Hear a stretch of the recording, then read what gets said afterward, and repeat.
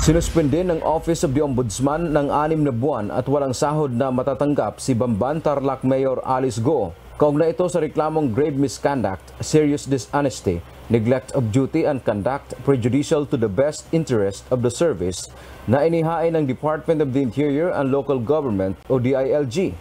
Nag-ugat ito sa posibleng koneksyon ni Go sa POGO operations sa kanilang bayan na sinalakay ng mga otoridad noong March 13, 2024. Hindi ko pa po nababasa yung preventive suspension, pero kung meron man po, yan ay makakatulong para mapasok namin yung munisipyo at makahingi kami ng iba pang mga records na nandoon sa kanila.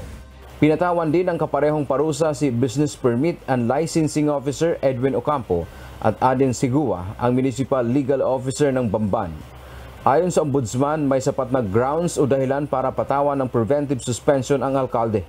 Kaugnay nito, ayon naman kay Solicitor General Minardo Guevara, walang epekto sa ginagawa nilang sariling investigasyon kay Go ang suspensyon ng Ombudsman.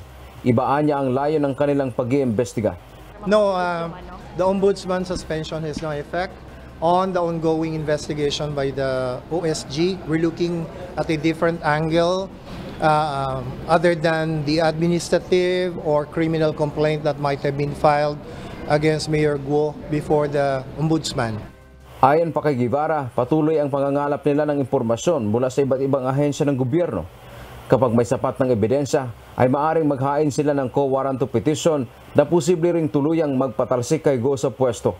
Samantala sa opisyal na pahayag ng alkalde, sinabi nitong susundin niya ang proseso ng batas. Pero ilalaban anya nito ang kaso dahil siya ay inosente. Ito rin anya ang tamang panahon para linawin ang mga paratang laban sa kanya at siya ay makikipagtulungan sa mga kinauukulan o otoridad.